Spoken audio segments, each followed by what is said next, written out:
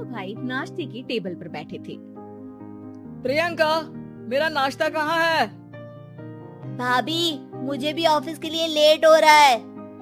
इस पर प्रियंका किचन में से दोनों के नाश्ते की प्लेट्स लेकर बाहर आती है। लो भाई, आप दोनों का नाश्ता। किसी को भी 1 मिनट का सब्र नहीं है। ये प्रियंका का ससुराल है, जहाँ कोई औरत ना होने की वजह से शादी वाले दिन से ही घर के साथ दोनों भाइयों की जिम्मेदारियां प्रियंका संभाल लेती है। दोनों भाई शांति से नाश्ता कर रहे होते हैं कि अंकुश अपने भाई की प्लेट से पराठे का एक टुकड़ा उठा लेता है। आपको पता है ना, मैं खाना शेयर नहीं करता, फिर भी मेरी प्लेट में से खाना जरूरी है क्या? अरे हद हो गई है, मुझे नहीं खाना अब। अंकुर गुस्से में नाश्ता छोड़कर टेबल से उठ खड़ा होता है। अरे ये कैसा बिहेवियर है अंकुर? एक टुकड़ा ही तो है। एक हो या आधा, मुझे भूख लगी है तो ये सिर्फ मेरा ही है। उसे भी किसी के साथ शेयर करने बैठा तो भूखा नहीं रह जाऊंगा। अरे बाबा ठीक है, अब इस पर भी लड़ाई। दूसरा बना देती हूँ, पर प्लीज ऐसे खाना बीच में छोड़कर मत जाओ, इससे अन्न का अपमान होता है। ओ प्लीज भाभी, ऐसी कोई चीज होती ही नहीं है। आपके पास पैसे हैं, खरीदो और खाओ। अगर नहीं खाया जाए तो फेंक दो। अरे दुनिया में सब यही करते हैं। अंकुर बैग उठाकर ऑफिस के लिए चला जाता है, जिसके पीछे उसका बड़ा भाई मायूस सा घर में खड़ा रह जाता है। जिसने बचपन से सोने की चम्मच में खाया हो, उसे दुनिया के बारे में क्या पता होगा। वैसे गलती तो हमारी ही है। अगर कभी बचपन में ही सही गलत का फर्क सिखाया होता तो आज ये हाल नहीं होते। आप फिक्र क्यों करते हैं जी? भगवान है, वो जो भी करता है सबकी भलाई के लिए ही करता है, और जब वो चाहेंगे तो अपनी तरह से अंकुर भैया को भी सब कुछ सिखा देंगे। पत्नी की बात पर विश्वास कर अंकुश भी ऑफिस चला जाता है।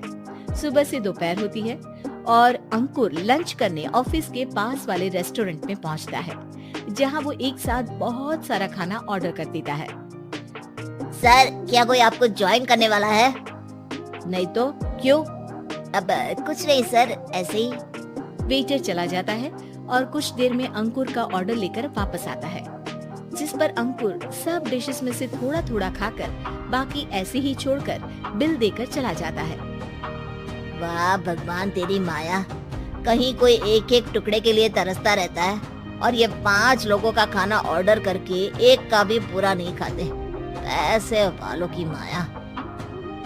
वेटर टेबल साफ कर बचा हुआ सारा खाना लेकर रेस्टोरेंट के पीछे घूम रहे बच्चों के पास पहुंच जाता है, जिसे देख बच्चों के चेहरे खिल उठते हैं। वाह, आज इतना सारा खाना आया।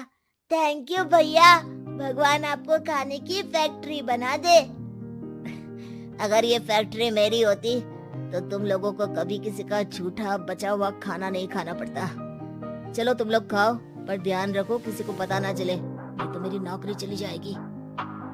इसी के साथ दिन बीतता है और रात को दोनों भाई एक साथ घर पहुंचते हैं। कुछ देर में सब डिनर करने बैठते हैं, जहां अंकुश अंकुर को समझाने की कोशिश करता है। अंकुर, अगर हमें लाइफ में सब कुछ मिला है, इसका ये मतलब नहीं कि तुम उसका गलत फायदा उठाओ, बल्कि तुम्हें उसकी मदद से दूसरों को भी मदद करनी चाहिए।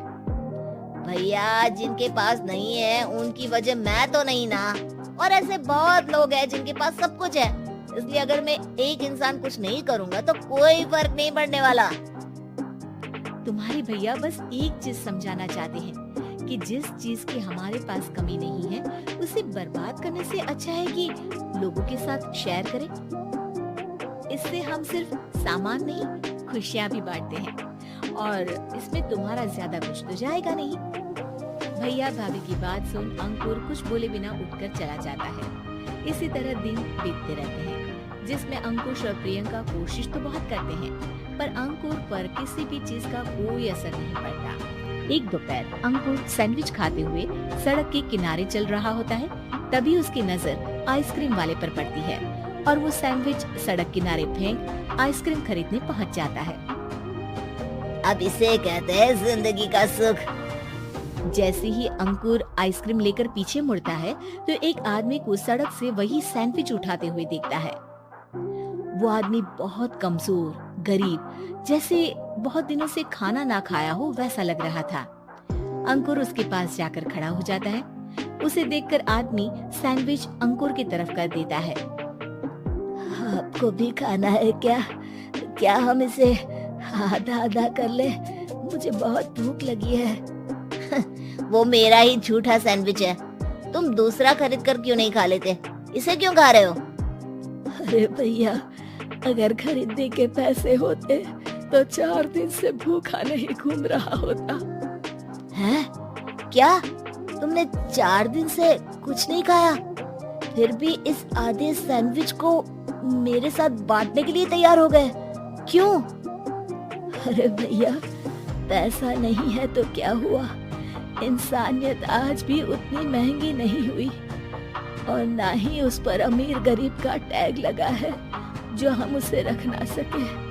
पर अफसोस, आजकल लोगों के अंदर पोषण, खून या विटामिन से ज्यादा इंसानियत की कमी होने लगी है। आदमी की बातों से अंकुर को समझ में आ जाता है कि वो आज तक कितना गलत काम करता आ रहा था। इसके बाद से वो अपनी किसी के साथ शेयर नहीं करने और खाने को बर्बाद करने वाली आदत को छोड़ देता है।